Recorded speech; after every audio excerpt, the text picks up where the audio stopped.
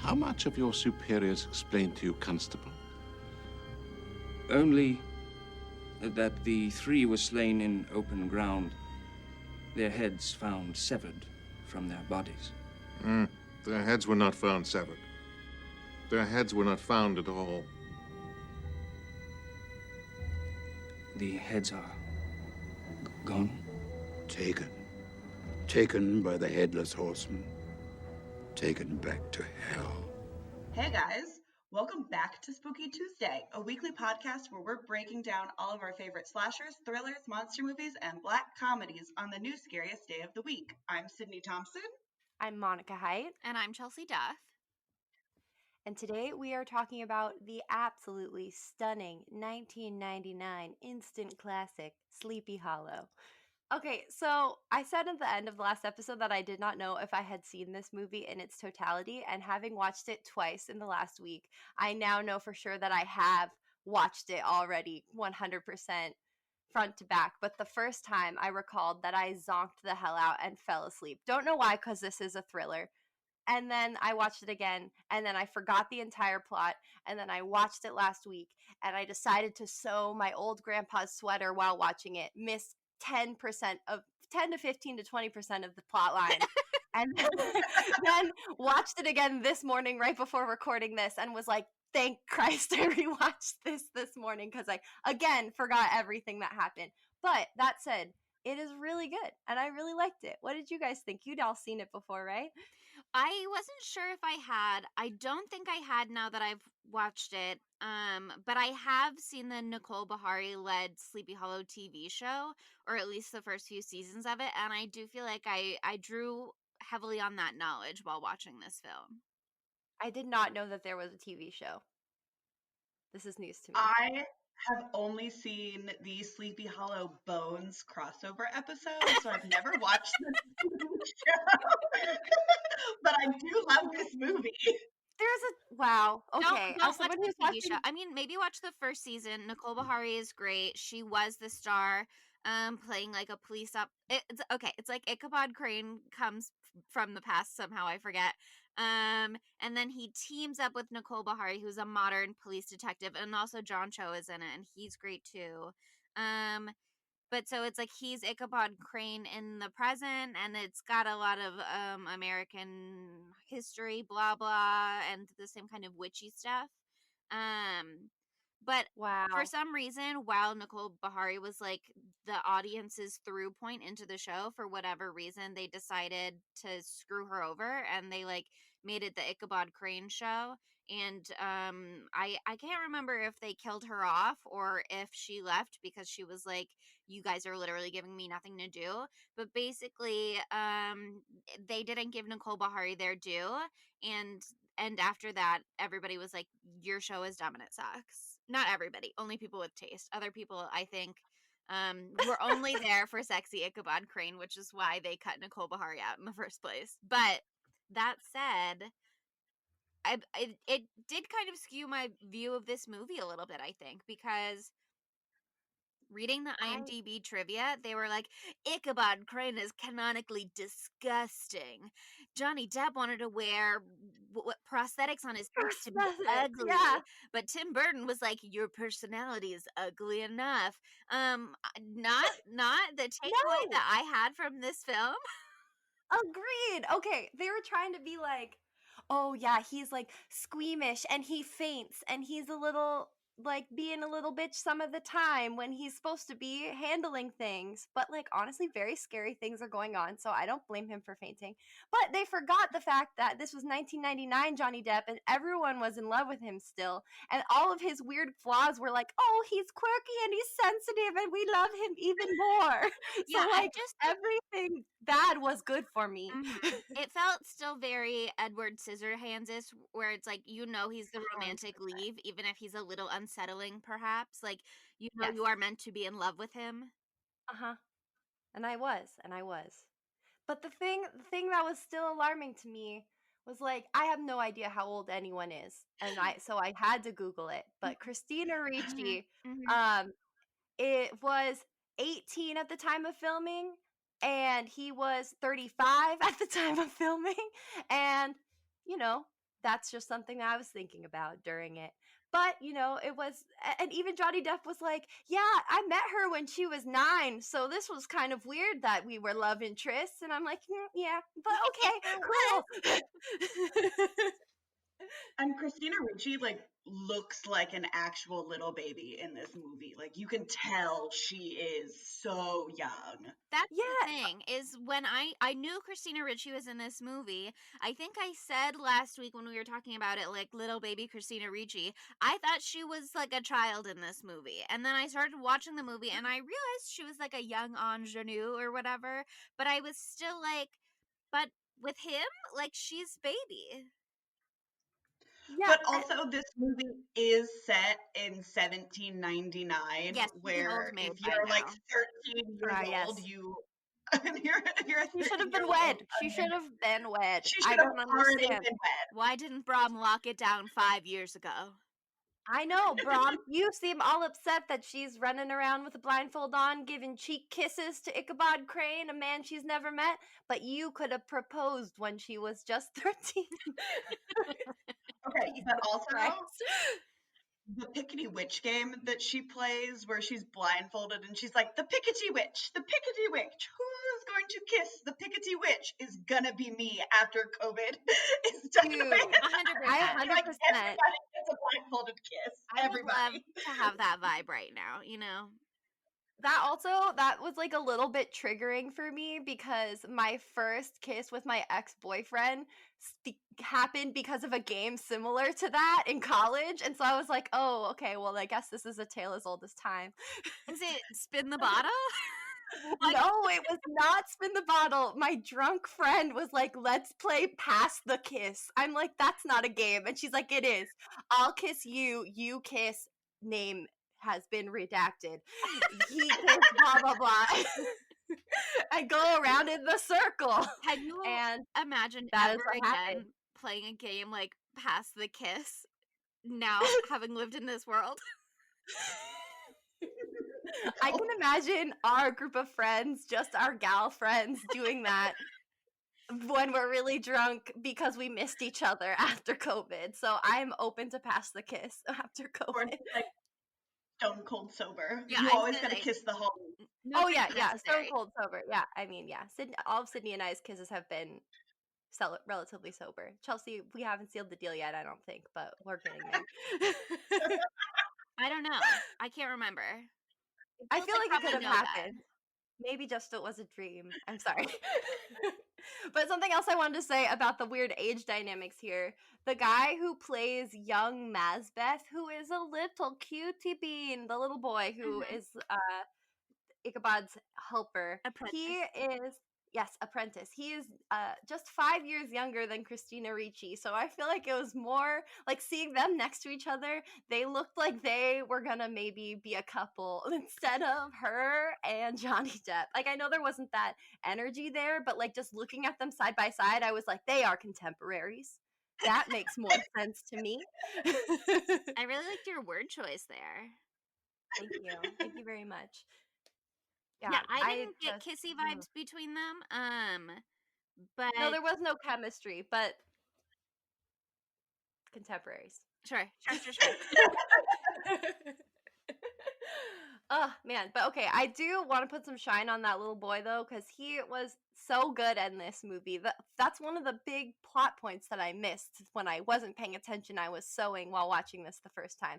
I just didn't pay attention to him at all. But he has some great lines, and he saves the day a lot of the time. And he has Ichabod's back when Ichabod is too busy passing out many, many times. And we really appreciate him for that. And he's been through trauma so recently. What a great boy. I am young Mazbeth's #1 fan. I love him. The one and Love only him. Mazbeth. Poor old Mazbeth, gone too soon. Can we talk about the opening scene of this Oh, movie please. real quick? Yeah. Because so this movie came out in 99, and the scarecrow scene Oh, was so terrifying to a young baby Sydney. I And can only imagine. okay, one, the music is done by Danny Elfman, so you know it slaps, Mhm. right? Like the music genuinely sets the tone, along with all of the weird background sound effects in this movie. They are so good. It's But so we good. get like big dramatic music. Everything is lit in like a spooky blue gray tone. We see quills being signed in the fancy handwriting, which, oh God, imagine having handwriting like that. Oh man, should pick up And then calligraphy. I've tried. It is very hard. I believe Um, in you. but then we just see an old man wearing the white old timey wig in a horse-drawn buggy, which again, just everything. And there's lightning, and they're driving past a cornfield, which cornfields are always scary. Dude, true. That's why they do corn mazes. They're trying to recapture that raw horror that a cornfield just produces on its own. It's just one of those things where it's like you see a cornfield, you just instinctively know never to go there. Like, Corn don't is go in scary. Even at in the any daylight? point. You will die, even in the daylight. No, Even Wow, in the noted. daylight. easily Like, be lost. never enter a cornfield. And uh, we hear the spooky sound effects of a horse running by the buggy, and the guy inside the buggy has no idea that a spooky horse has just driven by. And then he hears a thud, and he's like, "Oh, I wonder what that was." And the old man like sticks his head out of the buggy window, and his driver is headless. Dun dun Ugh. dun. And the Don't buggy's you hate just it still when that going. happens? I just hate that. When my It's like driver gets traffic decapitated. issues. Ah, Honestly, jeez. 1 star. 1 star. Horrible ride review. But My Uber this driver couldn't keep his head. 1 star. 1 star. But then the big dummy runs into the spooky cornfield. Like the absolute fool he is. But he does, before doing that, yeet himself from his own carriage, which I He liked does. his, pizzazz as he yeeted himself. It had to be done. He knew what to do. And I gotta Listen, say, just as because far the as driver was headless, the horses were not stopping. The horses were like, "We have a destination to get to." it's a good point. Maybe he should have yeeted himself a different way out of the carriage and onto one of the horses, as some characters later do. Because I was thinking, like, corn, when I watched, I was thinking going into the corn was the best option for him because while spooky, also spooky because impossible to navigate, which would seem to Mm-hmm. suggest it could be a good hiding spot. Although I think probably for every character in a horror movie who's gone into it, it hasn't worked out that way. But I Yeah. still feel like there's something to that idea. You know what I mean? I still feel like one day it might work. And also, like, you go into the corn because you're like, yes, covered by the corn. No one can see me in the corn stalks. And also, there's corn everywhere. I will not be hungry.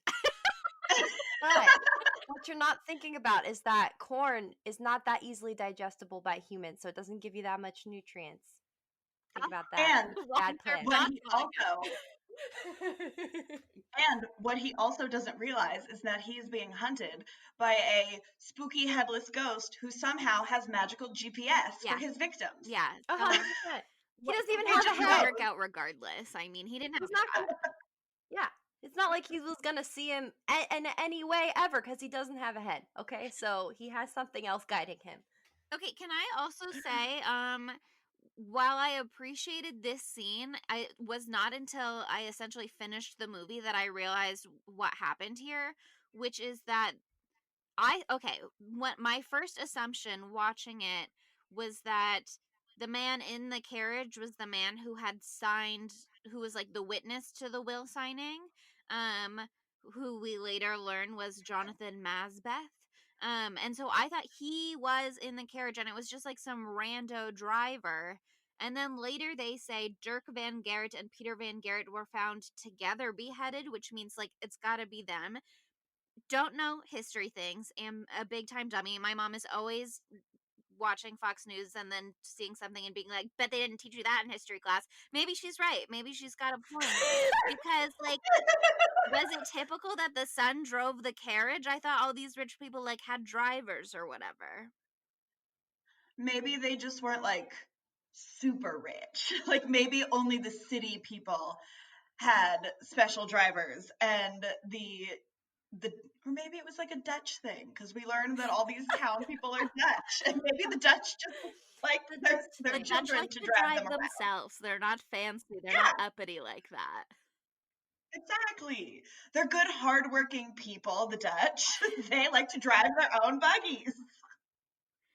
Yeah, I mean, maybe he's just doing his dad a solid. Maybe dad got a little too drunk at the will signing and he's like, you know what, I'll drive you home. It's gonna be fine. What I don't understand though is they also say that Dirk and Peter were fighting and that's why Jonathan Masbeth got like called up. And so, I mean, I guess the assumption is that they were fighting because Dirk found out that Peter would have another heir to the family fortune. But then Dirk is like, whatever, I guess I'll still drive my, like, he seems to get over it pretty quickly if he's like, okay, but I'll drive you home still. Man, I was like sure that that was not his son, so this is all news to me. I was like, oh, that's a driver. His son dies at a time that we do not see, and that's that. But guess I'm I don't know, wrong. maybe they in the will it was like if you drive me home, I will also leave you something. If you drive me home, we can split it 60-40. It's a fair deal. Ride is hard to find these days.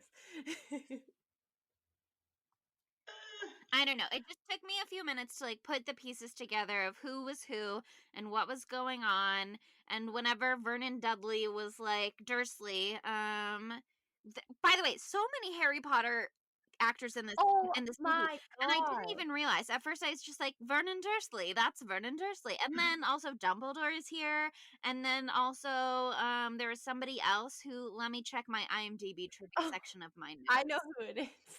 The This one killed stepmom me. is Rita Skeeter. Yes. Oh, yeah. Also, the man who voiced Grop, Hagrid's half brother, his literally full giant. And also that slayed me. That part of the trivia, because the way this trivia is written, it's like Rita Skeeter, Johnny Depp is Grindelwald. Oh, we like to forget that happened. Uncle Vernon, blah, blah, blah. And then at the end it says, and Tony Maudsley, who voiced Grop. And I'm like, wow, that's a mic drop right there. I forgot Grop was and a character. Grop, bitch. We love Grop. We stan Grop, and I'm so sorry that I was erasing Grop from the narrative. I would like to go on record that I do not stand Grop. But that's not the point of this podcast episode. We're not talking about Harry Potter. We're talking about Sleepy Hollow. Although it's kind of hard to discuss one without the other, honestly. There's just so much happening here. But yeah, at some point, Vernon Dursley, like, breaks down the dead, and he's like, there's been 4 deaths, Dirk and Peter, Jonathan Masbeth, who we saw get beheaded after did we see him get beheaded? So many deaths happened off screen that it was hard to keep track of. We only see Peter Van Garrett.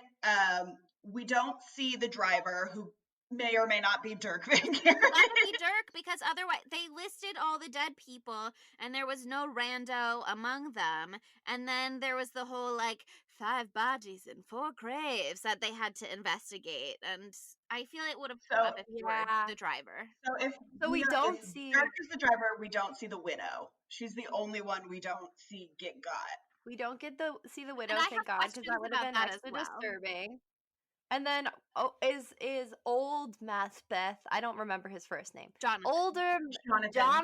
the older Masbeth, is he the one who, like, goes through the forest right at the beginning, and then Ichabod comes and finds his body and then gallops around like a horse, that part? Yes, okay, cool.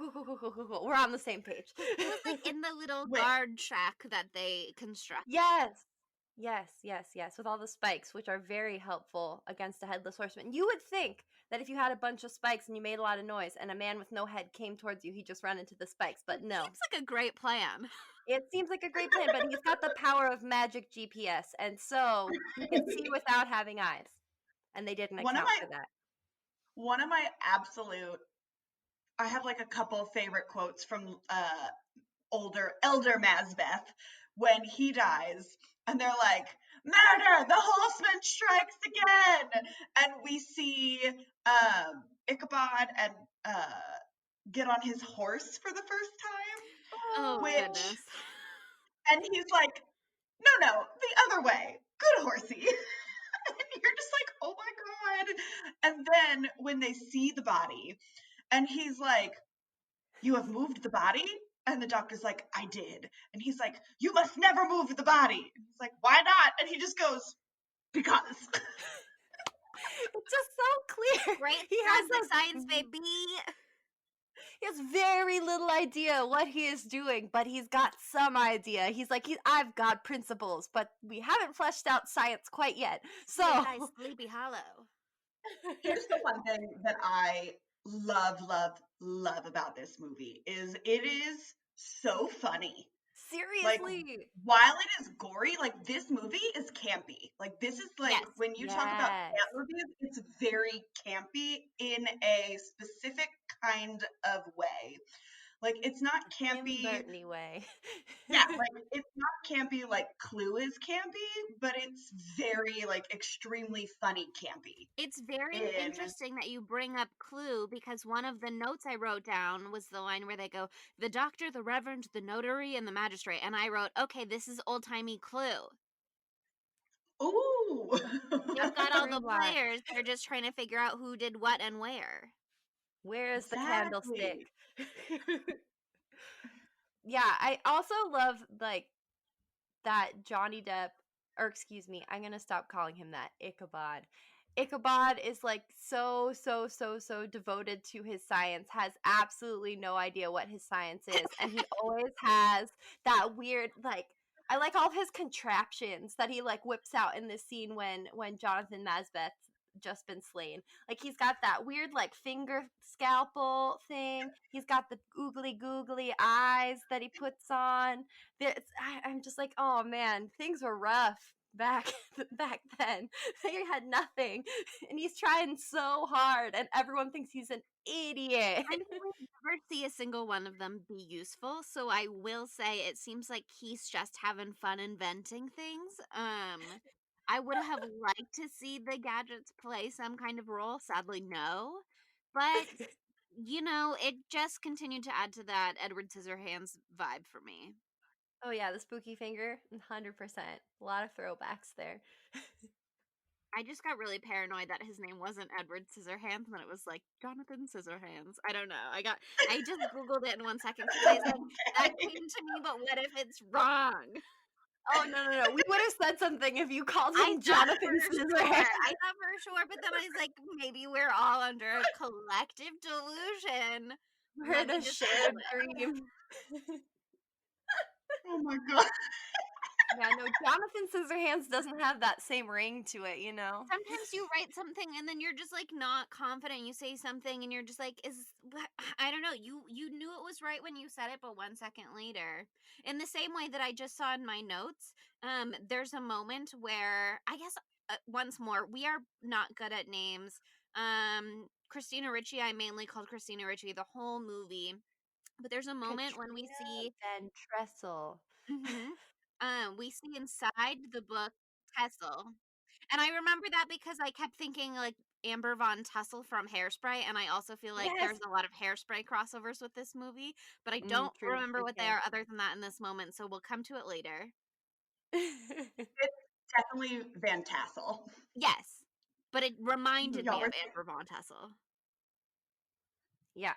Anyway. Anyway, there's a moment when we see hers and her mom's name written in the protection book of spells, where it probably said like owned by Elizabeth and then Katrina Van Tassel.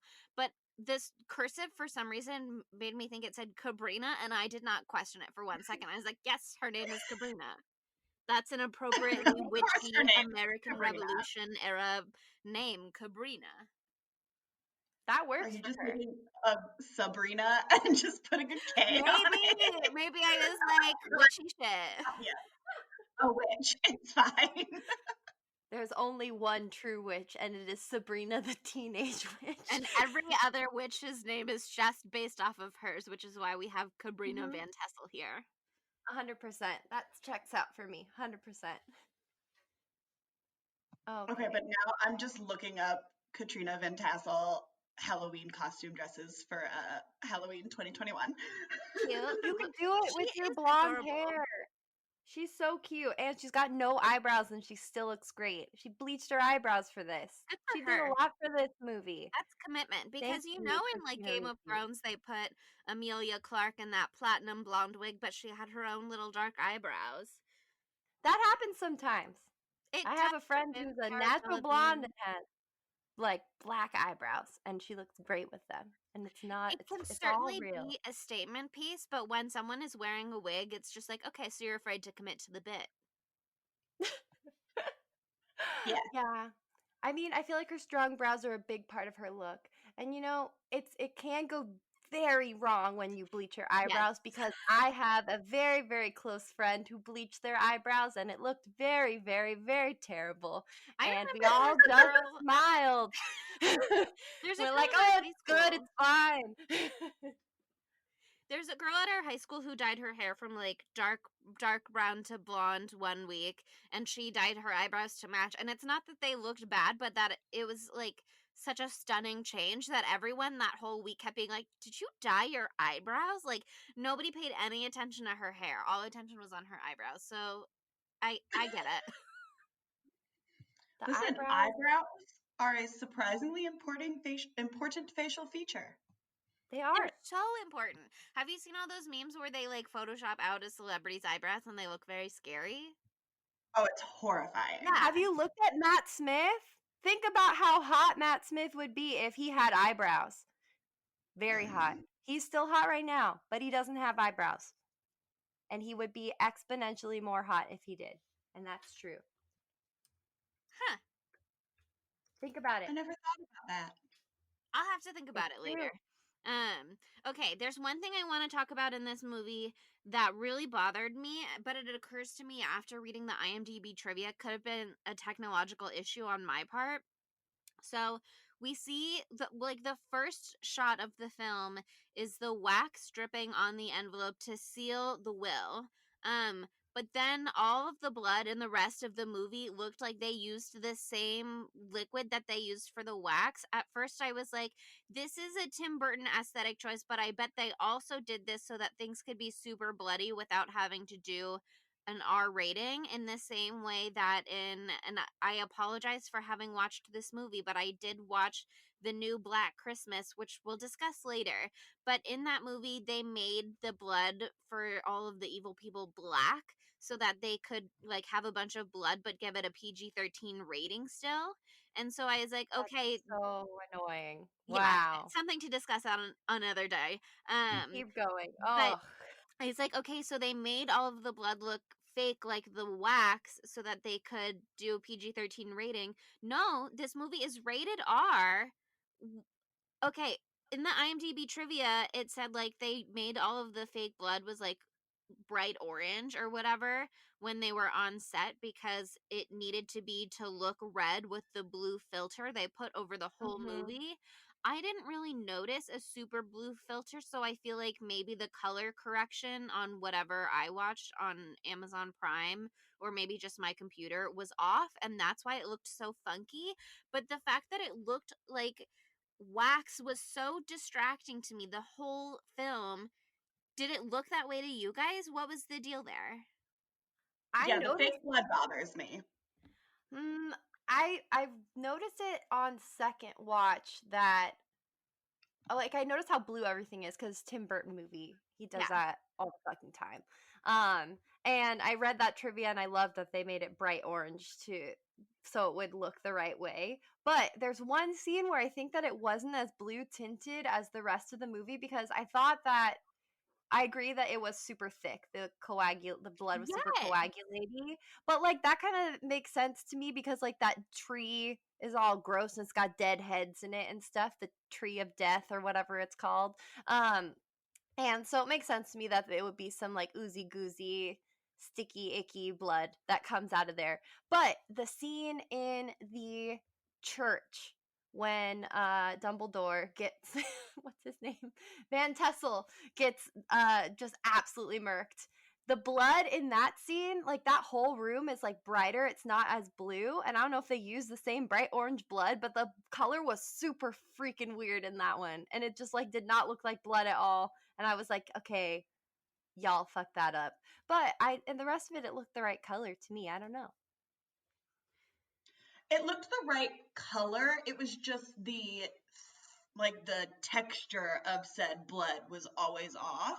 But also maybe that was like a purposeful thing, so it would be more humorous. Be like, as this blood is obviously like fake, maybe. I do feel it was like a Tim Burton aesthetic choice. I just don't know that I thought that it worked. I feel to like me, it was very distracting. I still liked it. I still liked the blood. I thought that you would be excited by the blood in this, Sydney, because there's so much of it, and it splatters all over Johnny Depp's face, and it's very exciting. I'm fully convinced that this movie is where my love of fake blood started, and I cultivated it from there. And higher standards after that. The backstory. So much fake blood in this movie. And Tim Burton, because I used to own this on DVD, obviously, and I remember in the DVD extras that Tim Burton was like, any chance that I could get to just cover Johnny Depp in fake blood, I took it. And you can like really see that in this film because Johnny Depp just gets gushed with fake blood at all times in this movie. Another question actually, which is related to a question that I had but did not voice earlier. There's a scene where Johnny Depp is he's performing his little autopsy on Emily, what's her face, the widow, because he's making sure she's pregnant, and he comes out all covered in blood, and like once more, I am no scientist, but my understanding of dead people is that they don't bleed in the same way that alive people do. And so I did not understand why he came out all splattered with blood. I think that, one, he's not very good at what he does because he's like the first man doing an autopsy. Apparently, that is a novel concept based on that opening scene. After the opening scene where he's like, we must do surgery on this dead body. And they're like, they're dead. What are you talking about? So I feel like maybe he did a bad job. But I also think that was just what Sydney was saying, that Tim Burton wanted to fuck around with Johnny Depp. Any reason. That person, the widow, had been buried in the ground for like a day or two at least. I don't know how long before that, before the burial, she was already killed. So like that blood would not be spraying, like doing a spray pattern. That is not how that works at all. Here's my part 2 of that question, which is that the horseman beheads everybody, and he takes the heads and he brings it to his tree of death, where it's sacrificial or hell or whatever. He just collects them. He's a collector. He likes it. He's got to do it. But then there's the whole drama where it's like 5 bodies and 4 graves, and we find out Emily was pregnant, and there's like a slice mark in her belly where presumably the Headless Horseman thrust his sword through to behead her unborn child. Did he collect the fetus's head is my question. He must have. I don't know. How old was said fetus? Did it even have a head at that point? Like a fully developed one? When I looked in the IMDb, it said decapitated her unborn child. And I was like, so like yes, I feel like he took it. She must have been early on in her pregnancy for nobody else to have been able to tell yet. That's got to be like first trimester stuff. I don't know much about babies. As you can see, the width of my knowledge is just not always that great. But I enough to ask the question, though. yes, but I feel like if he retrieved the head, there would have to have been more ex- exploration at that wound point in her belly than just the single sword thrust, but also maybe things are so small that he's just like Magic GPS. but also he is magic, you know what I mean? So Magic I'm sure he can GPS. just He be like just went yoink. zoop, and he got it out. Yeah. They just don't show us that because they also don't show us the other poor baby child who is decapitated Yes. in this film. Yes. And I'm glad that they didn't because I would have been so sad because that little baby was so cute. Yes, The it was midwife so sad. child, oh my god, that whole scene made me Okay. so sad because that was the hottest family. The mom and dad were so hot, that baby was so cute, and it had a spooky little witch candle lamp thing that spun around. That was awesome. I want that. Also, that whole scene gave me big Harry Potter vibes as well because you have the mom and dad fighting a big bad guy Oh, and no. protecting the little baby, except this little baby gets got where Oh there's my god, as a Harry James Potter and Lily kid. stan, you just really upset me. Oh, and she's a redhead too. Isn't Lily a Yeah. redhead? Oh Lily, god. take Harry and go. I'll hold him off. Ugh, That's literally what happened. This movie, ouch. wow. Oh, I feel devastated now that you've made that. I really thought that the little baby would not die because if it's going off of like everyone who knows this secret, that baby like probably can't even say words yet. So the baby's not going to tell the secret. Baby doesn't know. Yeah, But but I guess Rita hell has Skeeter, no for you. yeah, Rita Skeeter's a bitch, and she would 100% be like, he could have overheard something. I don't know. I'm not gonna risk it. Kill that Kill cute that little baby. baby. Yeah. Kill that munchkin. Oh god. So terrible. But yeah, I like that Tim Burton like they wanted to cut back that scene because they're like, okay, this is horrible. That's little Harry Potter and you're killing him. This is terrible. People don't want to see Harry Potter die. That's why there's 7 books. But Tim Burton's like, you know what? When there's bad shit that happens, babies die too. Like that was like he was like kids always get it too easy. It's not in my movie, and I'm like, okay, Tim, go off. I gotta say, and can we jump to spoilers here? Or I feel Oh like yeah, yes, we're so deep into recording at this point. If yeah. you've listened for this many minutes and you haven't watched the movie, you don't care. But as we find out at the end, the real power behind the Headless Horseman was Rita Skeeter herself. Don't remember her name in the movie. Not sure she had one. The stepmom, Katrina's stepmom. What's it? Lady Van Tassel. Yes. Okay, so she had no name. And anyway, so we find out she was behind it, and we also find out that she was the badass little bitch in the beginning who, with her sister, the Headless Horseman, when he still had his head and he was just like, the When he Hessian was Christopher missionary. Walken. Yes, when he was Christopher Walken, which absolutely slaps. When he was Christopher Walken and he comes along 2 little blonde bitches in the woods, and he's like, shh, and then one of them snaps her twig at him to be like, Gaia. We find out that was her later on, and we also find out her whole motive is that she lived in the Archer house where Katrina grew up, at the mercy of the Van Garretts, who were like, here, family, have this nice little shack, but I won't allow 2 orphan children to stay here or whatever. So this is all about the unforeseen consequences of evictions. And you know what I mean? I can see her being like, nobody showed me any mercy as a child. I will kill Harry Potter. Okay, but also Yeah. for those 2 small girls to be living in the woods at that time, they were impeccably dressed. Their pink dresses were so clean. Seriously. Their hair had no tangles in them. That was Like, like what? day 1 of being out in the woods, maybe.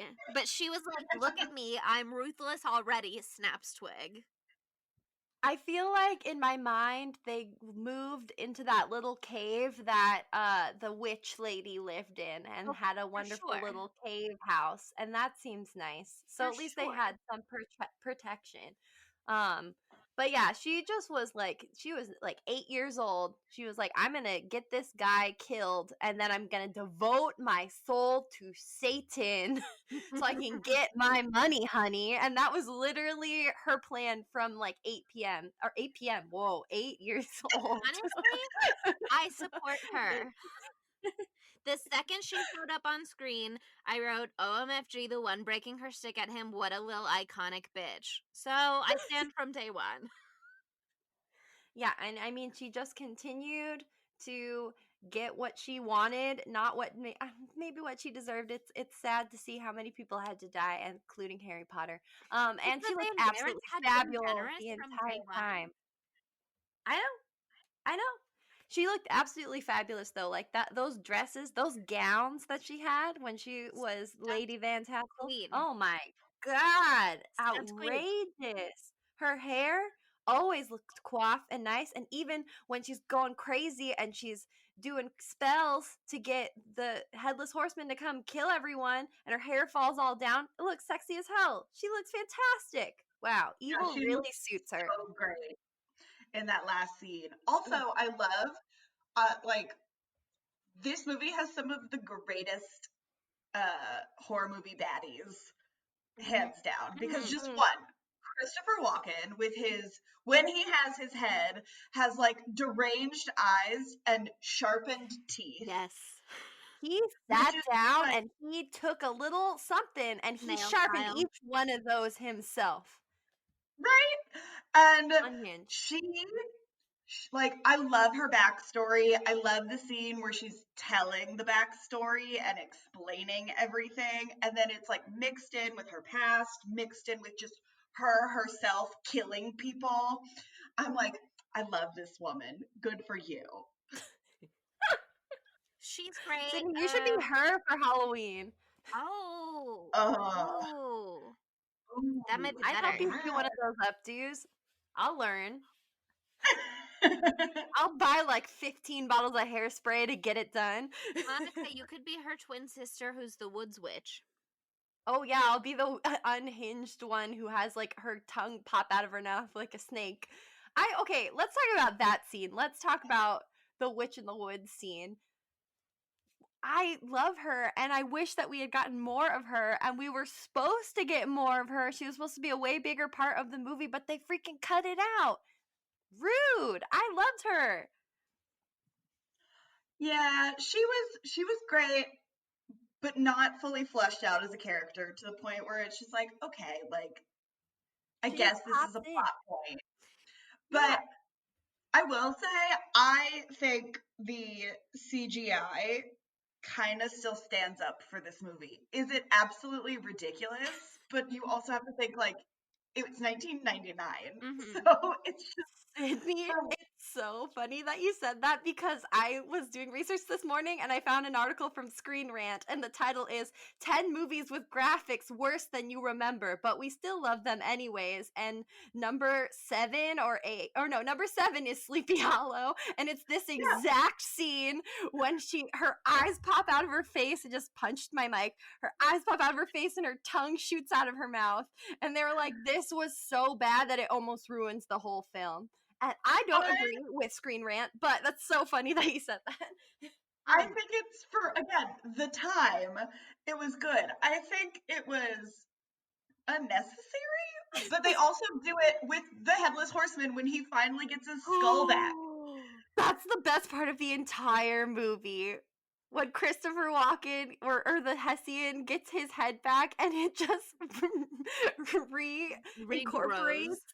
Oh god. And then when he gets his eyes, they bug out and his tongue sticks out. It's so good. I gotta Why? say, these graphics, I guess when I was watching them, I didn't question it because the second that it was over, they left my brain.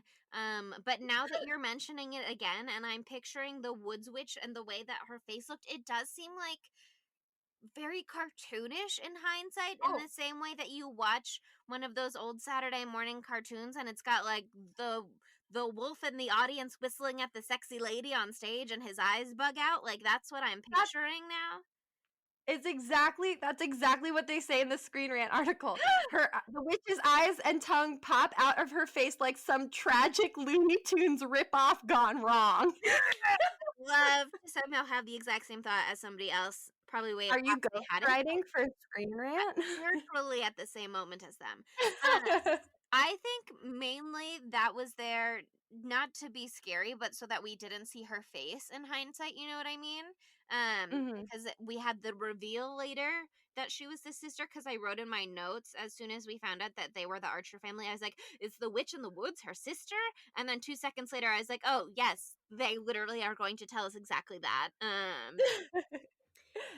But I You think they figured just it had out. to disguise her identity for a second at first, which also leads me to wonder, okay, there was going to be a bigger scene with her, there was going to be more to her, and we were going to see, I think earlier on that, oh, I guess we weren't going to see, we were still going to get the scene with Rita Skeeter killing her later because that's a reveal. But they were gonna like investigate her death, Ichabod Crane, and be like, all this blood around tells me it was a human killer because the Headless Horseman's swords cauterizes the wounds immediately. So Which is so spooky and fun. I love it. But so, like, was the Woods Witch sister actively working against Rita Skeeter? Did she not know that Rita Skeeter was behind all of this? Like, there are a couple different witchy elements in the movie because Cabrina and her mother are also witches. Uh, And so is Ichabod's mommy. mm-hmm. Oh, those Yeah. dream sequences. Okay. The first one. I don't know if it's the first one. The happy one where they're in the field, little baby Ichabod, and he's running around with his mom, and then she starts spinning and spinning and spinning into the sky. I was like, that's what I want. That's I what I want. I want to be in that dress. Her boobs looked magnificent, absolutely flattering, transcendent dress. And I just want to do a spooky dance and then fly into the sky. Why can't I have nice things? Ugh. I wrote down a note about those boobies at one point, but I can't find it now. I also wrote in my notes that a young Ichabod kind of looks like Coconut Head from Ned's Declassified. Yeah, young Ichabod really bothered me for some reason. Couldn't figure out why because it felt very classic Tim Burton. I think that might be it. Yep. That It was like could in Coconut was Head. that literally the Coconut Head actor? Maybe. That might work out age wise. We'll investigate. But yeah, that like honestly didn't look anything like Johnny Depp. So casting No. iffy. But we love the magic of it all. We love the magic. He has such a lovely mommy, and then she gets absolutely destroyed. Very They made upsetting. her like so sexy though. Dude, you know why? That was Tim Burton's girlfriend at the time. And so he was like, we're going to put her in period gear, but we're going to unlace her bodice and we're going to peel it all back so that we can do this overhead view of her titties spinning around. Mm-hmm. Yeah, I he's like, my love- girlfriend's He's hot like, and I I want the need that world to archival know. footage for later. It's entirely self-serving. Monica, I love that we're on the same page about his mom because I had to find him in my notes. It's like, this is how I want to raise my children, frolicking around under the wood, tits out, spinning in the air. And then I have doodles are apparently against the Bible. You know? Like, those are direct quotes from my notes. It is not Yeah. biblical to be so sexy. Well, also, I just love that, like, there is nothing like runic or anything really about the fire drawings. It is literally like a little sun, a little swirly. Like I thought there was a smiley face for a second. I was like, this could have been the sun. The little Ichabod could have just been having a time, you know? But apparently that's all it takes to do magic.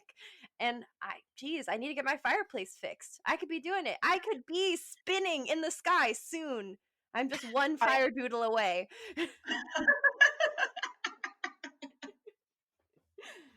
Goals for 2021. More fire doodles. Mm-hmm. Tits out, more fire doodles. Yes. It's not a bad way to Hell of a lot live. more spinning. No, not at all. Definitely not at all. Okay, do we want to do like our favorite deaths? Because there are so many of them. Yeah, and and they're I a lot realized very fun. like maybe 75% of the way through this movie that I was not keeping track of them at all. I've got like a section in my notes for body count attacks. I just totally ignored it this time.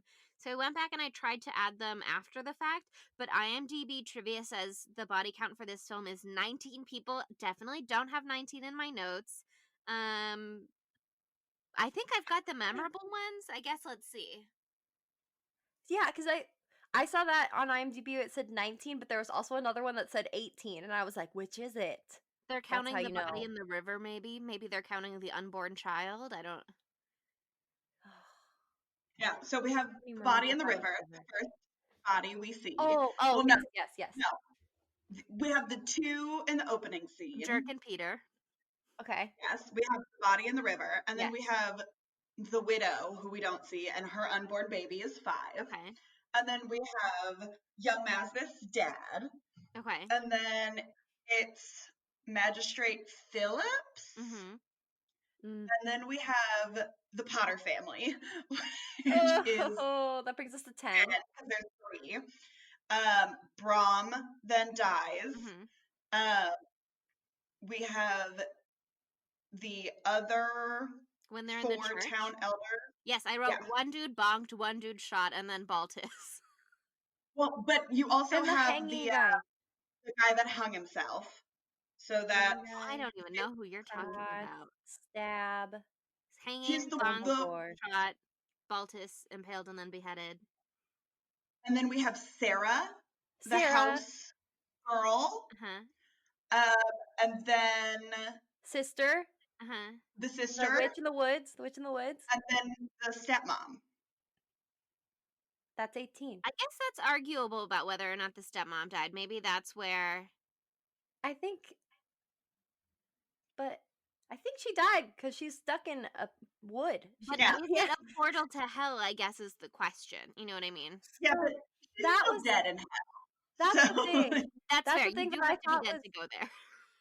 I did not like that maybe they count the Hessian dying, like Christopher Walken dying, yeah. and that's 19. That feels like that's a gimme. We should have gotten that one. Well, you know, Wow, that's the only one we didn't think of right away. we got there though. It only took us an extra 30 seconds. I was about to be like, there was a guy in the beginning that the police officers beat up and then threw headfirst into a cell. Maybe he died.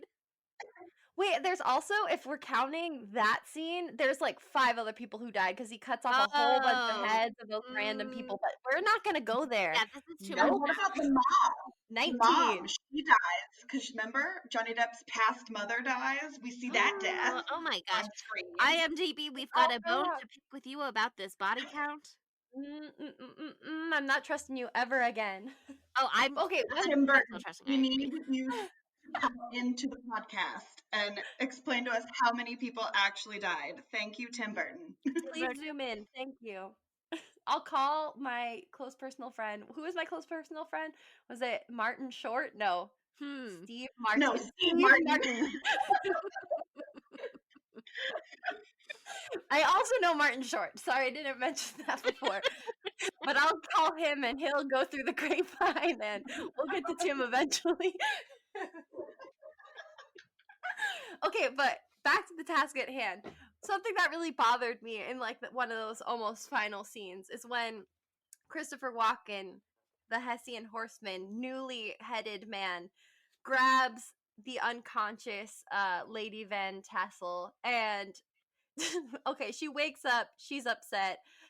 They make out, or he makes out with her. I did not understand why there was so much blood. Then I remembered that he has razor sharp teeth, But and why I was are very his upset. teeth so involved? I think he wanted to Listen, hurt her. He's obviously doing some like gentle teeth action on her tongue, but he has sharp ass teeth, so it causes a mess. Yeah, She didn't also, he seem to could've- like it. No, he also could have just ripped her tongue out too, because like that seems to be a lot of tongue stuff that happens in this movie, and she does run her mouth quite a bit, so that could Don't be. say that. I love her. I love her too, but she's mean and she tries to kill my girl Christina Ricci, and so that's not fine with me. But okay, the Maybe point. he's like, I say no words in this movie. You cannot say any other words in this movie as well. But okay, so he rips out her tongue, maybe. At least makes her mouth bleed while kissing. Very powerful. And they jump into the tree, which is just a hilarious visual because it's like they go zoop into the tiny hole. And then, I'm thinking like, okay, they went zoop and they're in hell now. But then her arm is sticking out of One the little tree. hand, and then it goes, "Come here." Yeah, and I liked that, but I also thought that like he was gonna go down into hell and have like a party or something. I thought it was gonna be like a portal, like Corpse Bride, that go into the underground world of hell, and it's very exciting. But no, I guess he's just stuck in that tree stump. Maybe she's the Headless Horseman's wife. Maybe their bodies are just wedged into the bottom of that tree, but their spirits go do hell shit somewhere else. I have no idea. I feel like we haven't had a fan fiction moment in a while, but for me, 100% the fan fiction moment is either their marriage afterwards and they're evil together, but also to me, honestly, she is a big lesbian. And that's why she didn't like the kiss for one, but also she just gave me such powerful gay villain energy, and I loved it for her. Yeah. And I know it's like in the 90s, it would have been bad if she was like the gay villain because they didn't have a lot of good gay representation. But it just like spoke to my heart. And I was like, she hates every man she's ever seen. She could meet a woman and fall in love who would soften her cold, dead villain heart. It felt right to me. I like that read. I mean, that's as close as we're getting to any real gay shit in this movie, so I appreciate us getting something, just even a whisper.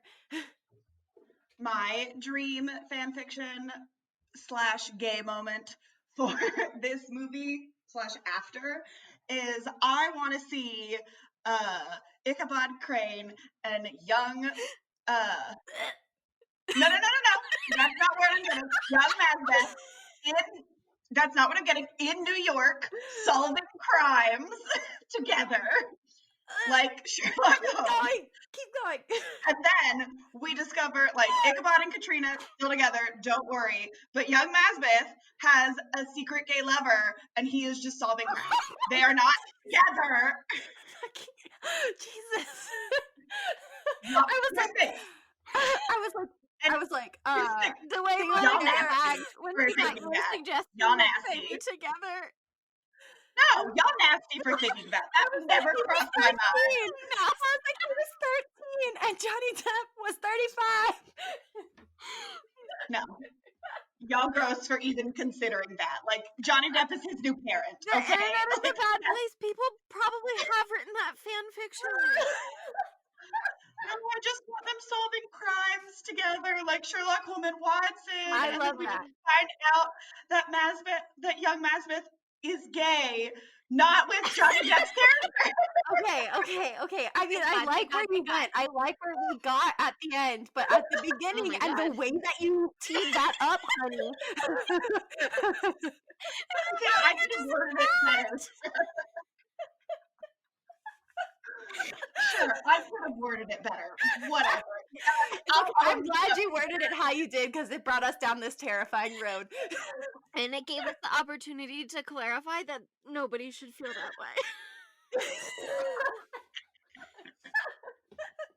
Especially because when they first meet with the Wood Witch, Johnny Depp uses young Masbeth, one and only Masbeth, as a human shield when they go in. Oh my god. He does that to Katrina too at the very end. Johnny Depp, Ichabod Crane ain't shit. Ichabod Crane ain't shit. Like, yeah, okay, we all love a little meek boy who looks like he is anemic every now and again, but you don't put the nice lady who is 15 years your junior in front of you between the Hessian horsemen? No, absolutely not. That brings me to a point. I know that we started this sidebar off trying to pick our favorite death. I think we'll just circle back to that now that we've already moved so far away. I would like to talk about the casting for this movie and where Matthew Lillard could have been, because I think he would have been an incredible Ichabod Crane. I agree, especially at that time too, because he was like if we're doing timeliness with which is what you do, where it has to be tied to where he actually would be in his life in 1998, which is when this was filmed. I feel like he would have been wonderful at it. He was like right off the back of Scream, or maybe Right. Scream is coming out the next year. I can't remember. Somewhere in that era. Yeah. But I Ichabod love that. Crane, Johnny Depp as Ichabod Crane does all of these like little subtle facial expressions, which were good, and I'm sure everybody loved it at the time.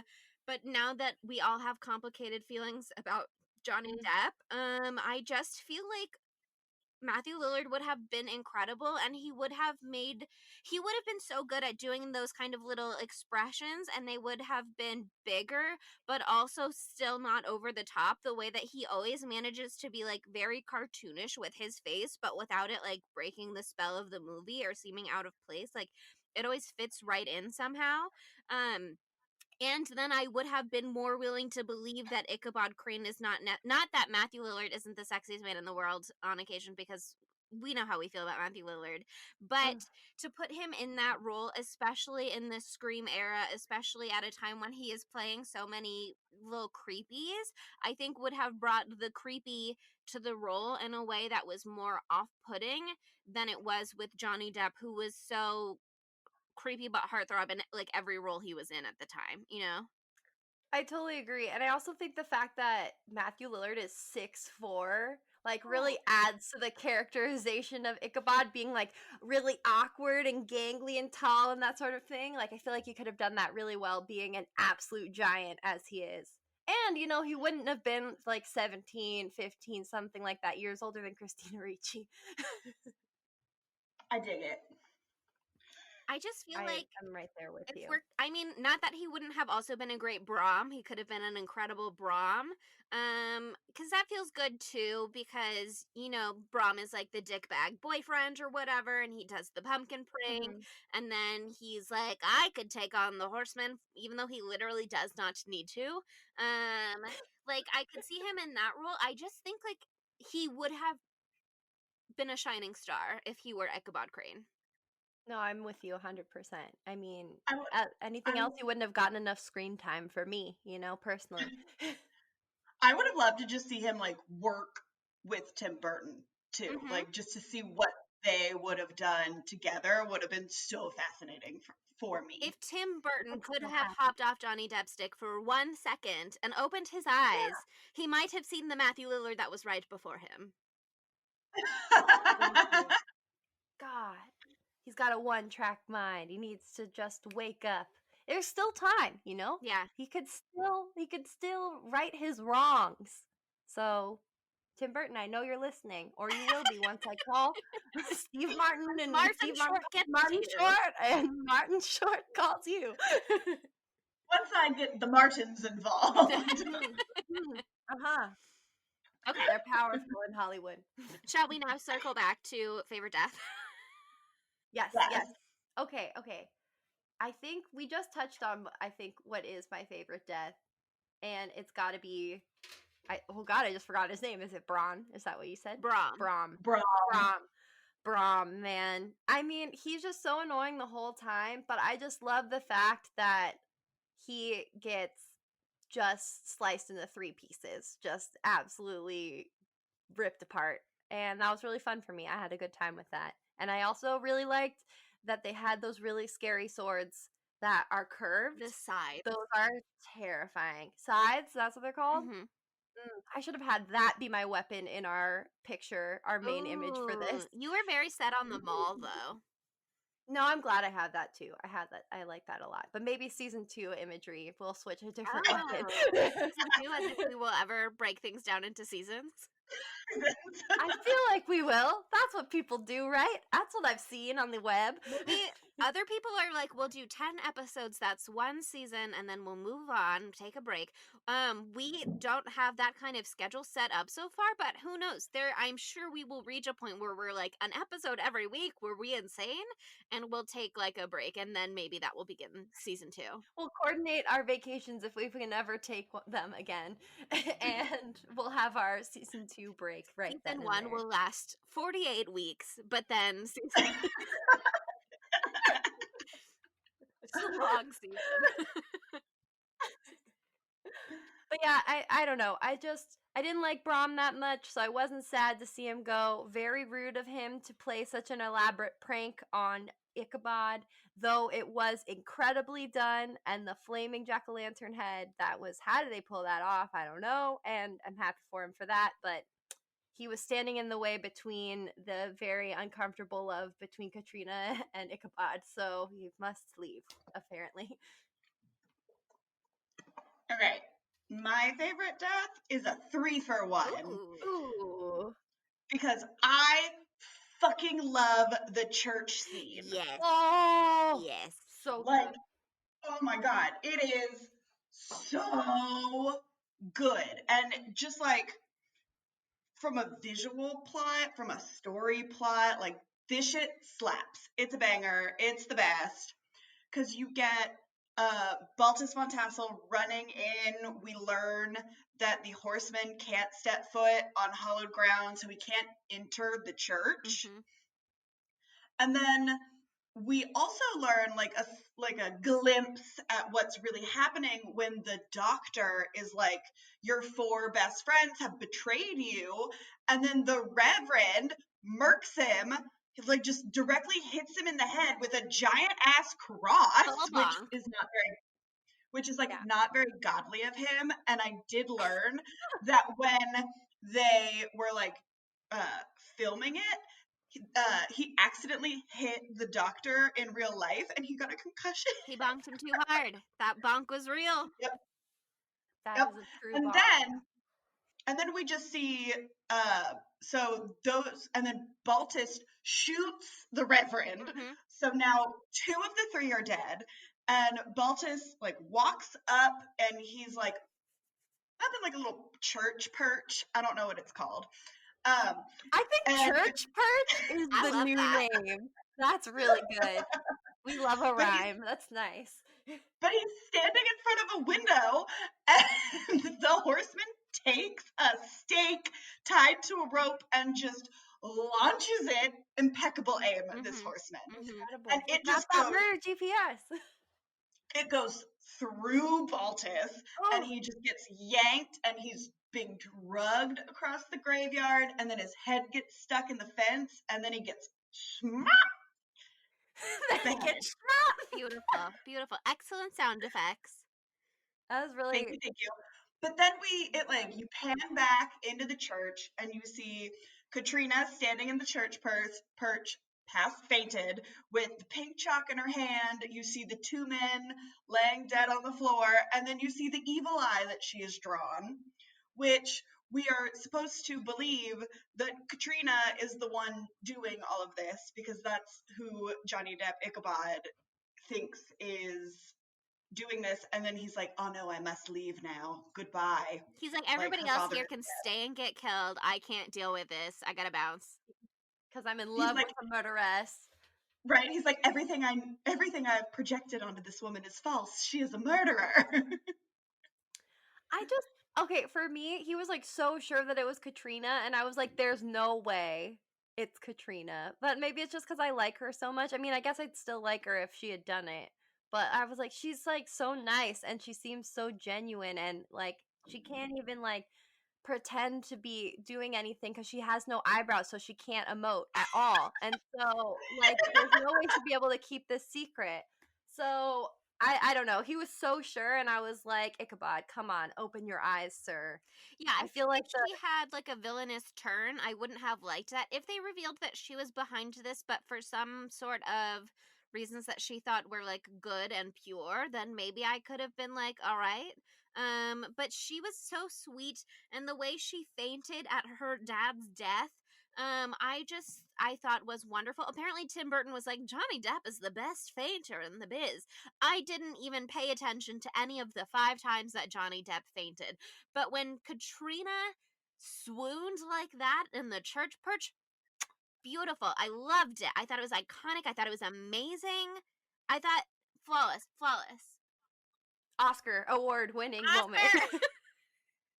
Okay, also, he's like, it has to be Katrina. That is what I think now. But did he not just see Lady Van Tassel fucking the Pope, not the Pope. Shoot, excuse me, the priest, like, and doing a weird blood ritual, like, the night before, hours before. Like, that was super sus. That seems like who is I an guess average person, not Sydney, an average person does not cut themselves and bleed all over the sex thing. That is not usually what happens, okay? So, like, why is that not ding, ding, ding, any bells for him? I don't I get have that. in my note. I have in my notes for that scene. Ooh, fun, kinky 19 or 1799 sex. Fun. amazing. Yeah, I mean, I guess he thought she was dead at that point because when Baltus comes in, he says that the Headless Horseman Yes. got his wife, which I immediately was like, okay, but we didn't see it, so I don't believe it. And we also find out later that he didn't see it. He just fully left his wife for dead, which I guess, like, when you're going up against okay, I'm gonna save that for later, actually, for a different segment. Maybe you can tell where I'm going. Ooh. But yeah, I thought just obviously it was not my sweet Cabrina. That was very silly. The way she the swoon at her father's death, I thought cleared her of any guilt immediately. Um, it was clear she was trying to do some kind of protective magic. Her magic was always good. He just wasn't paying attention. He got blinded by the fact that his very nice white witch mom was killed by his practical priest dad, and then he's like, I don't know who's good or bad, and I'm just I'm gonna yeet all of it out of my life, and I only have reason, so no religion, no magic, none of this stuff. I only am like cut bodies open and see what's inside. I don't know. The point is to say that Baltus's death was also my favorite. Okay, I was gonna say, what's your favorite death? No, yeah, cinematography wise, chef's kiss, everything immaculate. And the ingenuity of throwing, like javelining the fence post through his body and then yanking him out to reel him in. Amazing. So smart. Very cunning. Very Listen, good. the horseman is capable, baby. Mm-hmm. Like, he knows how to get the job done. Yes. He's meticulous. We should have known that already because he took hours and hours to file down every single one of his teeth. And then he somehow created insane eye contacts in the 1700s or whatever this was. And also, he spiked his hair on the daily, or maybe got hit by lightning on the daily so his hair would stand up like that. Like, he doesn't quit. Attention to And we love him detail. for it. We love attention to detail. He commits to the look. The look is pointy. He's going for something pointy and he succeeds. Incredible. I love him for it.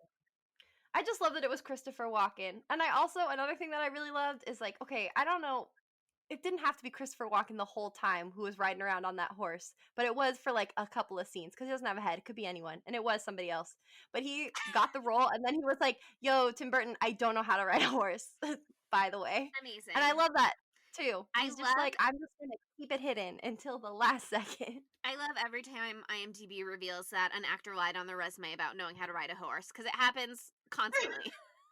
Oh yeah, he was like, you know what? I'm gonna get this role, and then I'm gonna get free horse lessons. Genius, genius.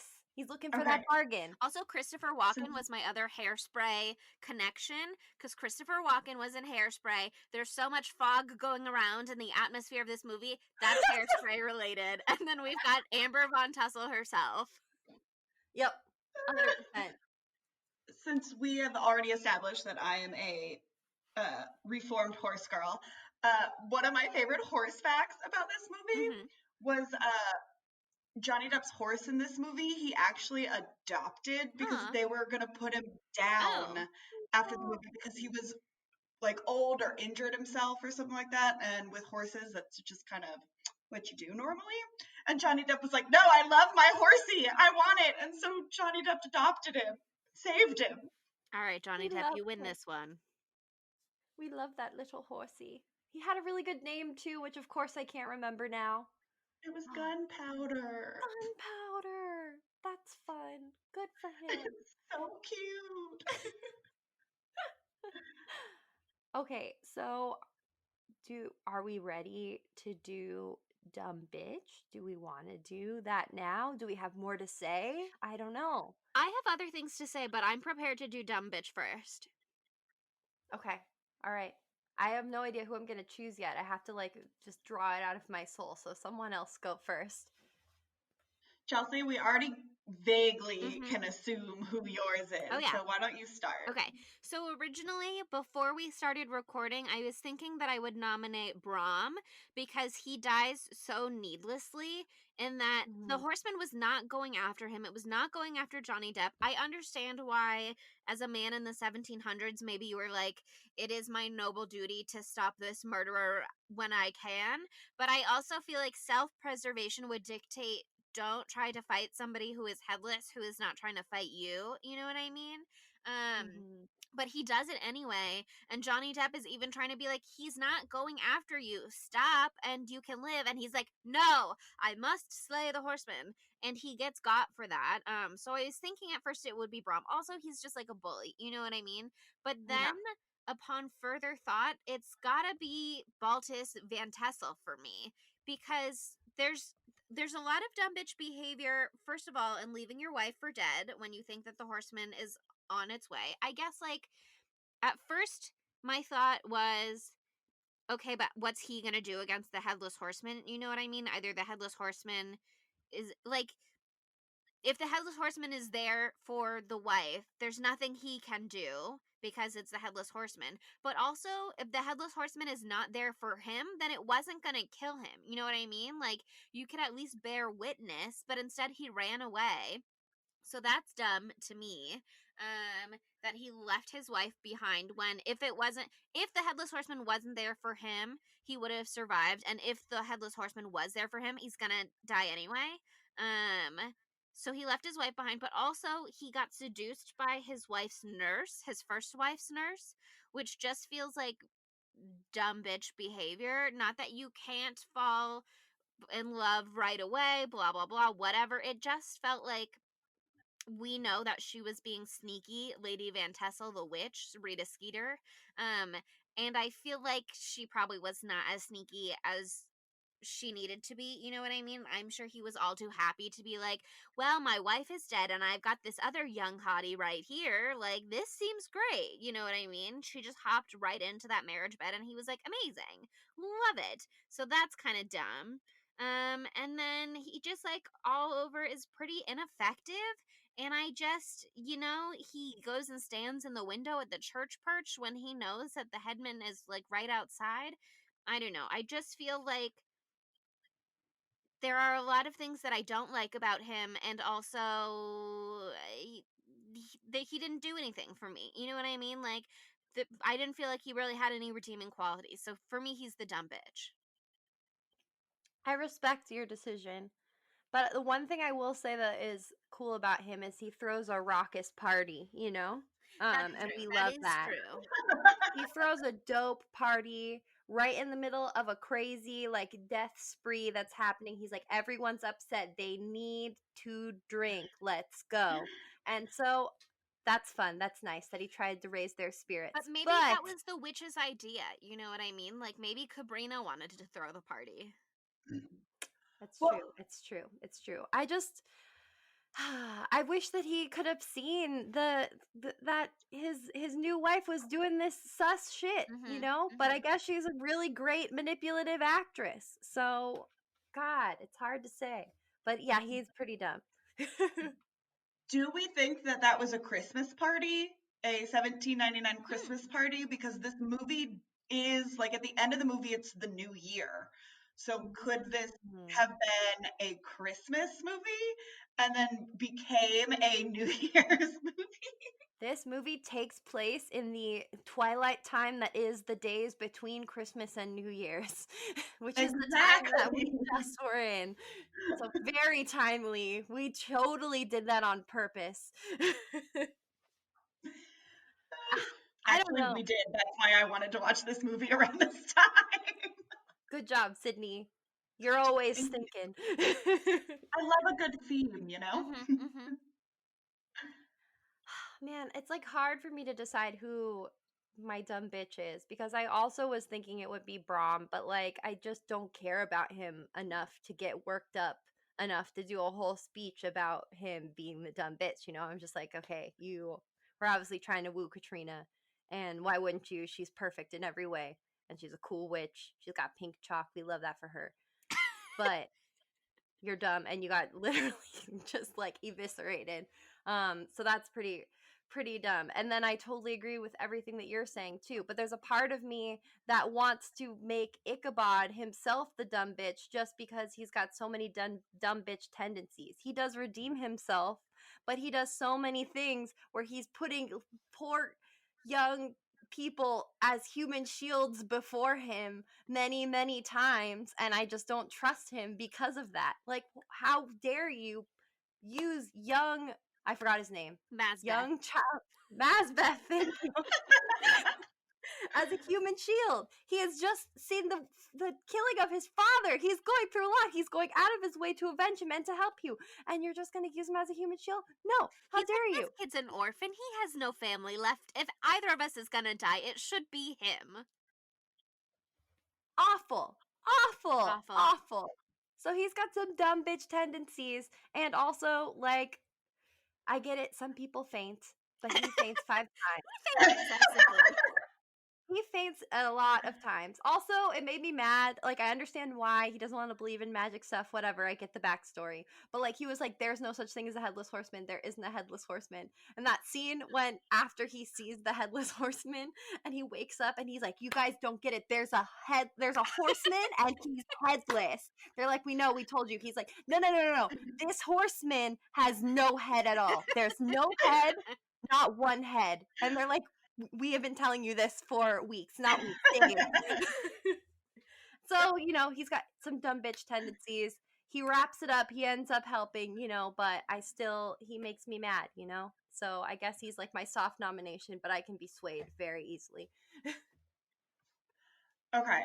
Mine are the 4 town elders. Oh. The doctor, the reverend, the magistrate, and the bookkeeper? Notary? Yeah, the notary. One, at the end of the movie, we are like, they know that they're betraying Baltus. Mm-hmm. Like, the reverend is sleeping with the woman who's doing it. Like, the doctor is being blackmailed because he's sleeping with the servant. Like, I don't fully understand how the other two, like, she blackmailed the other two. They're just baby back bitches and they got bullied. Right? But, like... baby back bitches. But here's the thing. That's amazing. Sorry. They obviously, they have to know she's controlling the headsmen. Do they not think that they too are all gonna get got? Like, be like, they know. Like, they know what I mean? Like, if she's blackmailing them, like, did they not assume that she would turn on them as well? It's a good point. It was very stupid. Fucking dumb. At least the notary knows that it's gonna happen, you know, and he's like, yeah. He's like, bye. Yeah, I'm just gonna get the hell out of here. Right? He's like, I don't want the horsemen to get me, so I'm gonna do it myself off screen. Oh, so sad. Also, okay, that actor, I think he's the one who like came out of retirement just to do this role, and then like that was the last role he ever did, out of pure love for Tim Burton and this cast and stuff. So we love him. Aww. He was great, and he had a spooky eye. And he was very spooky, and that moment when Johnny or Ichabod opens the cabinet and he's in the cabinet, absolutely maybe the scariest part for me of the whole movie because I didn't expect it. But it's just like, I don't think they thought this whole plot through, and you can tell even when the doctor, like right before the doctor dies, like he is ready to confess to Baltus, like, we have been fucking you over, and the reverend was like, absolutely not, I'm getting some pussy for this, like, you're not gonna ruin it for me. Cue the bomb. And then he also gets shot. The notary, I feel like the notary and the doctor are a little bit more redeemable because they do at least try to like not make anything worse or try to confess in the end. But they still suck. So bye. I'm willing to hop on board with this. Yeah. Like, Those are the the main Reverend is the players. worst of them all, but the four is a group. Yep. I'm with you. I'm with you. They take the cake over dummy, fainty Ichabod. Like, they were just setting up poor dumb Baltus. Like, Baltus was dumb in a different way. Sweet Baltus. Sweet Baltus, he just wants to party. Okay, all right. I am fully on board. I'm convinced. Baltus was dumb, but he's not the dumb bitch of the moment. No, No. you're right. His friends are. His friends are.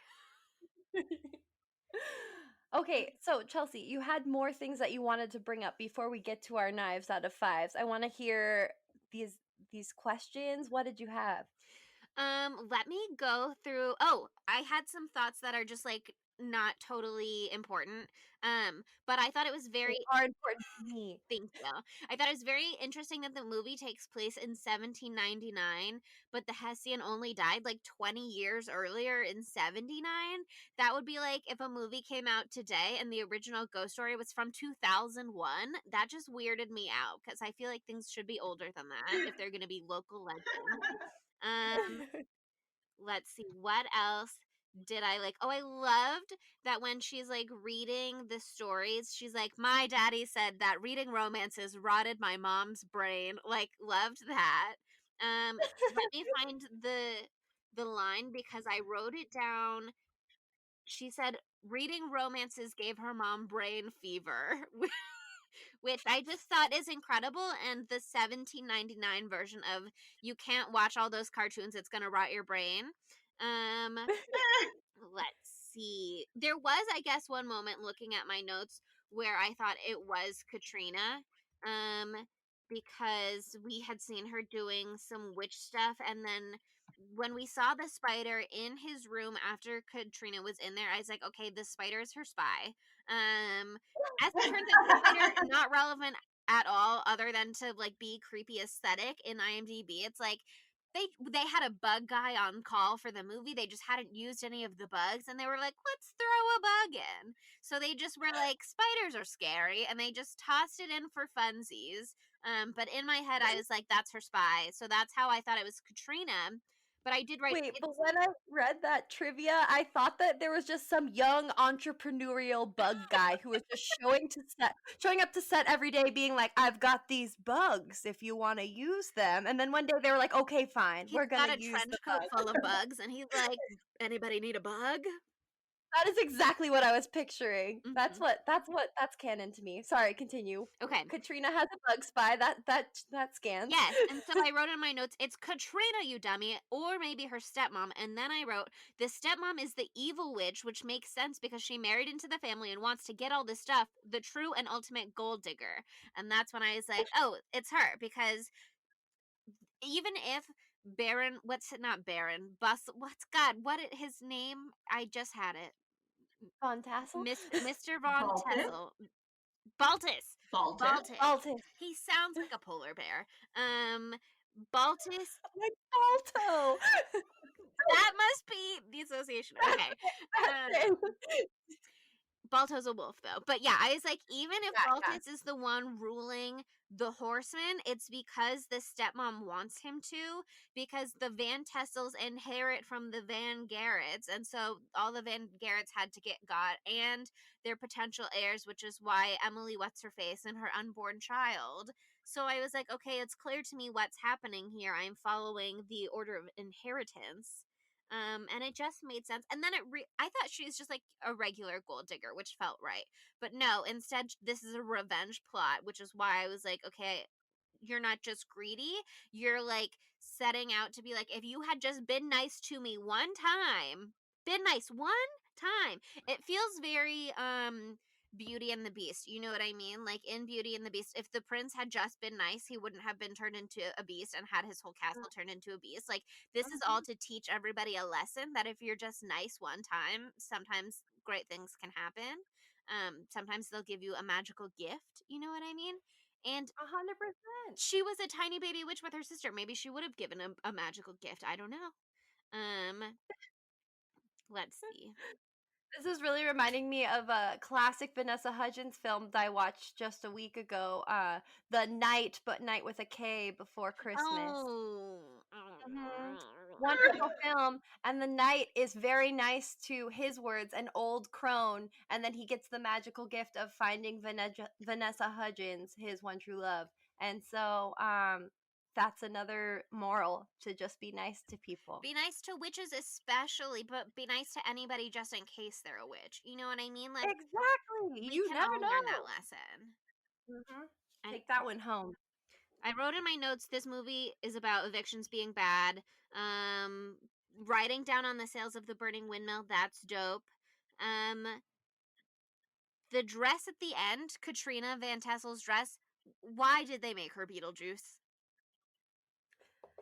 I think that was purpose. Like they purposely did it as like a nod They're to just like, Beetlejuice. you remember when I did Beetlejuice? That was fun.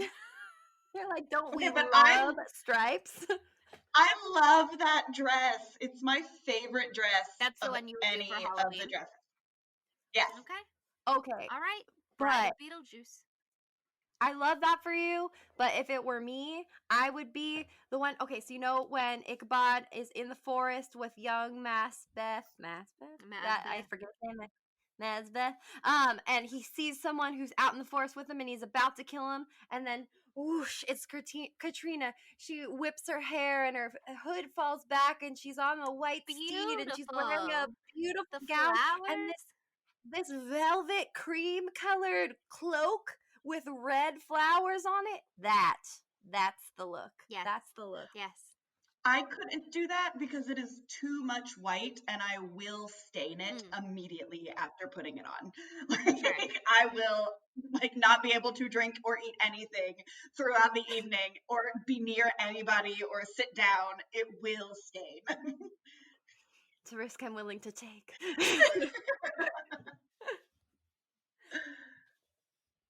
Okay.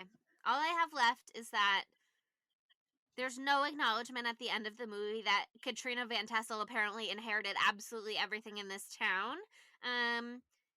What's she doing with that? Is she being a more benevolent, charitable landlord? Did she give it to somebody else when she moved to the big city with Johnny Depp? Like, I would have loved to have acknowledged that she's a Richie Mitch rich now. You know what I mean?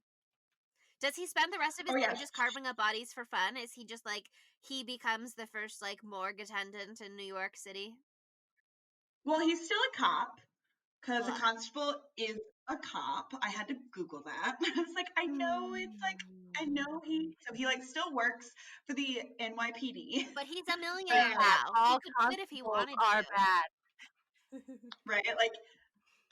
So I think now he's just solving crimes and maybe she's giving him a nice allowance to invent murder solving contraptions in the show with him and young Masbeth solving crimes in New York. Beautiful. And she is just here you go. Here's pocket change to invent a new doohickey. Clearly, the cops in this movie are bad. We saw that in the beginning when they're just beating people willy-nilly up and throwing them headfirst into cells. Maybe he becomes Sherlock Holmes. He's just she funds his private investigator endeavors. Mm-hmm. I like that. I kind of vibe with that, actually. Yeah, I'm on board now. Remove him from I'm on the board. force. Sydney, I would read your fan fiction. See? 100%. It 100%. took I'm on board. Monica and I a little bit to get there. We didn't like where it started out, but we're fully supportive now. We just need you to tweak the synopsis a little bit so it's not so scary, and then we'll like it a lot. I will work on my synopsis writing. Okay, so is it time to do our knives out of fives? I think so. Yeah, I think so. The only other thing I have to mention is that there was an excellent line in the beginning where they said each one found with their head lopped off, clean as dandelion heads, apparently. And I just loved that, and that may influence my rating. We'll see. But I don't want to go first. I don't want to do the first knives out of fives. I'll do it. 5 knives out of 5s for me. I love this movie. I don't watch it often, But when I do, I love this movie. It's so good. It's so nostalgic. I love it. It's funny. It's so much blood. So much blood. Wow. Okay. I don't know why I was slightly surprised by that, because it's just the movie is absolutely dripping in fake blood. So what were we to expect? Exactly. Having watched this now, I think that it's really hilarious that in like whatever grade I was in, when everyone in my grade saw this movie except for me and said it was the scariest thing that they had ever seen. And I felt super left out. I think it's hilarious that everyone was so scared by this movie, because it's like very not scary. Like I think like I said, the scariest part is when the notary popped out of the closet for me. But I like movies for many reasons, not just because they're scary. I like this campy thrill ride. Everybody's cute. Christina Ricci is a queen. And I don't think I'm going to go a full 5 out of 5, but I'll definitely give it a straight up 4.5666. Little double number in there. Ooh. Out of 5. Ooh. It was so fun. It was so fun, and I'm so glad that I was conscious the whole time I watched it this time. Really, that added to it for me. Okay, yeah, I think I definitely liked it. I definitely thought it was fun. I stan Rita Skeeter so hard. I would die for her, especially as the baby breaking the stick. I just loved that for her. I thought Christina Ricci was great. The Dandelion Heads line I thought was great, and the my father believes tales of romance caused the brain fever that killed my mother. Obsessed with that. Um, for me though, I think like the blood, while plentiful, was so distracting to me the way that it looked. And I, again, maybe it was just my copy, but it did kind of kill a little bit of the vibe. um I thought the choice of how it looked like the exact same material as the wax they used in the beginning was distracting. Um, if this movie had Matthew Lillard in it as Ichabod Crane, I would probably give it a 5 anyway. But without Matthew Lillard, I think I'm just gonna give it a 4. That's still a great rating, It's still a pretty good rating. You know what I mean? Like I was like, I didn't want to go as low as a 3, but I don't really want to go any higher than a 4 either. Although I've done like a point whatever in the past for Black Christmas, I did a 4.85. For me, I think I'm gonna stick with that level 4 knives out of 5s. Speak your truth. You gotta go with what your heart says. This is a matter of the heart. Mm-hmm. So. All right, so I think that pretty much wraps us up for Sleepy Hollow. What a beautiful movie. I had a freaking blast. Yes, and next week we are sticking with a newer period piece, I would say. I have yet to see this one, even though Monica has been begging me to watch it with her for literal years now. So we're going to be watching 2015 The Witch. Yeah, I saw this in theaters when I was still living in Baltimore.